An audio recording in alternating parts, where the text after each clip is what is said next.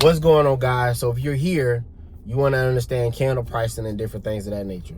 So I got a couple examples. I'm not going to, belabor y'all long. I'm not going to be before y'all long. Whoa, I sound like a pastor. It's crazy, church. I'm not going to be before y'all long, but I'm going to talk about kind of what the cost is, what the price is, and then what I do.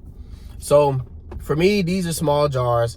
I actually got these off of old candle makers. So one thing that I would say is that if you know, and you can go on maybe like Facebook Marketplace or any of these apps where people are like selling used things. I had a friend of mine who had a friend who was a candle maker, and she got rid of all her stuff. So I got these, and a whole bunch of jars. I think I had like 200 jars. 200 jars, a whole bunch of scents, wicks, all that stuff. I paid like $500 for all of that stuff. So these really go for like probably like $1 or $2 a piece for these, and maybe like $3 a piece for these, right? These ones here, these are ore vessels. So these are more like luxury jars. This is glass. These probably cost like anywhere between $5 and $7 a piece, right? And I know that sounds like, okay, that's not a lot, but when you factor in per jar, and then you talking about wax, wicks, scents, labels, all those things, it starts to add up really fast. So for me, this probably may cost me like $3 to make. They say this is I can link all these jars. They say that this is a 12-ounce vessel, but this really only holds like 8 ounces of wax. They say that this is a 20-ounce vessel, but this really only holds like 17 ounces. And this is the 12-ounce vessel, so this only holds 11 ounces of wax. But based on these things, the industry standard is like 3x, right? So what they mean by 3x is if this costs me $3 to make, I can mark it up 3x. So if this costs me $4 or $5 to make, I can mark it up by 3x. So 5, 10, 15, or 20, right? So that means that this one be like $15, $20. So if I'm going by this one, if I do this 10, this should be $30. This actually costs me, this is a 12-ounce vessel, this 17 ounces. This actually costs me more to make than this one because of the material on this one. So when you're looking for vessels and stuff like that, you got to factor that in. I probably should not use these, but because people love these so much, and I love these so much, I still do, even though it costs me more to make than these. But one thing that I do, at least what I do right now, and you figure this out how you want to do it, is I use the price of this to factor in the price of this, right? So here's what I mean by that. What do you mean by use this to factor this? This is bigger. So technically I can charge more for this, even though this costs me less to make. So if I wanted to charge, I could charge maybe $30 for these. But I really charge like $45, $45 for these, because of the fact that these already cost me $13 to make, 26. I really should charge like $35 for these, right? So because I charge $35 for these, and this is a trick that you can do in candle making, if I have different size vessels, you see what I'm saying? Like if I have different size vessels, then I can charge more for the large one, because I'm going in order. So if I do this one $20, this can be $30, this can be $40, hypothetically, right? And because this actually cost me less to make than this one, I can factor in whatever my difference is from this one that I would have lost into this one right here, right?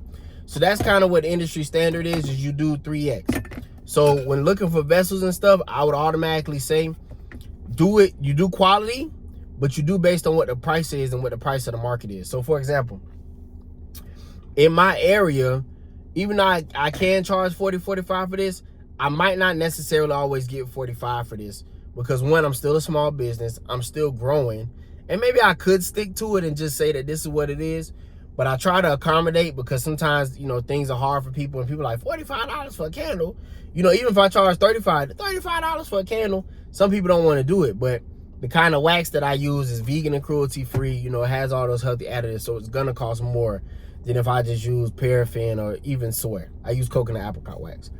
So one thing that I try to do is, you also want to sometimes you want to price for your demographic. You don't want to outprice your demographic. At least that's something that I do. Everybody might not do that. Some people like to keep whatever their price is, their price. I don't like to outprice my demographic. So if I know that people in my area that I'm in, if I'm doing a lot of pop-ups or person-to-person sales, if I know that those people are not going to pay $45, I might knock it down to $35. And the trick that I do is if I'm doing a pop-up, I always make it look like I'm doing a sale. So if I know that I'll say I charge 45 for these. Oh, I usually charge 45 for these, but today they 30% off for 35. You know what I'm saying? Whatever the price is. So then that then that convinces people to be like, oh, I gotta buy this candle because he usually charges 45, but it's 35. Does that make sense what I'm saying? And if I'm going really fast, or if you guys want a more in-depth video, drop it in the comment, let me know. I know I'm going like really fast. I'm kind of, you know what I'm saying, tight on time. So yes, one thing, when you pricing your candles, do it by size, and then try to do 3x. So if this costs me $5, 3x from that. If this costs me $10, 3x from that. If this costs me $12, 3x from that. But for me, because my prices, I got these for a lot cheaper than what, you know what I'm saying, what I usually would pay for jars, I can price my stuff a little differently. But then another thing, like I said, because this jar is larger than this jar, I charge more for this jar. So the losses that I kind of make on this jar, I make up for in this jar. Does that make sense what I'm saying? If not, like I said, drop it in the comments. I'll go more in depth. Another trick that I use is, like I said, I price for my demographic. So sometimes I might not get 3x on it. And that's okay, because sometimes it might be a volume thing. So you can do, depending on if you want a luxury brand or if you're just doing like a regular candle brand, which I guess all candle brand could be kind of luxury, depending on how you do it. But if you want a luxury brand, or if you're just trying to do a regular candle brand, it depends on, do you want volume versus like, I guess, quality or price. And so sometimes because I'm a small business, I have to start with volume. And then as time goes on, I can up my price. So I can charge 25 for this if I want to. I might be losing money, but I probably can move more units that way, instead of like trying to charge 35 or 40 for this, and then now I'm not moving as many units. So it's like I can sell 5 of these for 25, or I can sell 1 of these for 35. And it's like, okay, well, you got to look at the cost differential. Does that make sense what I'm saying? So factor in the cost of everything. Try to 3x from that. If you can't 3x from that, try to get yourself a good 50%, you know what I'm saying, 75% profit margin. So that way you can take what you need, reinvest, take your percentage, and do what you need to do. They always say factor in how much work you take. So it's like, if it take you 5 hours to make that, factor in the price of that. I don't necessarily do that, because then my candles will be too high. And like I said, as a small brand just starting out, I might not be able to price things the way that I want to price them. You know, I kind of have to price for what the market demands. And then as my demand for my products go up, then I can, you know what I'm saying, up the charges. So like for the small one, I would have charged $10 for this 3 years ago. Now I'm not. Now it's 15. For this, I might have charged 25 for this. Nope, now it's 35, 40, because I've been in business for a long time and I know how long it takes me to make these things and stuff like this. For this one, I used to charge $20 for this. Now it's 30, 35. If I'm doing a sale, it's 25, right? Because I've been in business for 5 years now, and I kind of know what I can get from each one. Does that make sense what I'm saying? So do the 3X if you can, you know, based on the supplies that you're getting. Start there. Get some quality jars if you can.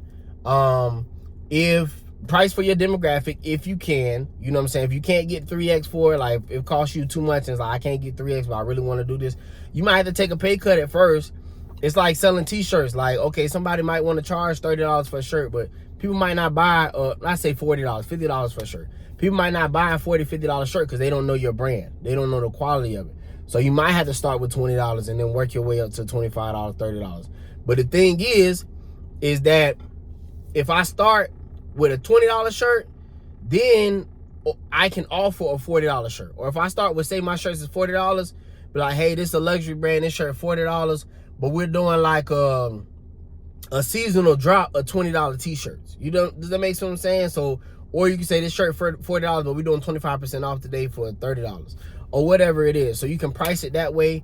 You can add some sales in that way, add discounts in that way, and you can kind of, you know what I'm saying, price it. But you got to price based on, I think, for your demographic. You got to price also for the market that you're in. Things are expensive right now. So, I mean, some people, if I had like a loyal brand, a loyal fan base that'll buy $50 candles, then I could charge $50 candles. I'm not there yet. You know what I'm saying? So as a small business, I kind of got to get the sales where I get the sales at. But as I get more brand notoriety and brand loyalty and stuff like that, then I can up the prices. So it's a long-term play. Like I said, with your pricing things, the demographic, Obviously, the cost of your vessels, try to 3x, not just the cost of your vessels, the cost of everything to make it. But if you can't, price for whatever you know that you can get. You know what I'm saying? Because everybody's not gonna pay $50 for a candle, especially at a pop-up. You might outprice yourself out of that pop-up. So I hope these things help. This is how I price it. If this doesn't make sense, like I said, drop it in a comment. If I know I feel like I was a little all over the place a little bit, so if it's not 100% cohesive to you guys, please drop it in the comments. Send me a message on Instagram, as I am CandleCoin. Let me know, hey man, how do you price the candles? I was watching your video and it confused me a little bit. So that way, you know what I'm saying, we can have a conversation. Or if you're a candle maker already, drop it in the, you know what I'm saying, the comments, so that way we can converse and you can give me tips. It's people that drop in the comments all the time like, hey, I was a candle maker, this is what I did to help me. And that's how we learn together. So drop those things in the comments. Yeah, till the next time. Peace.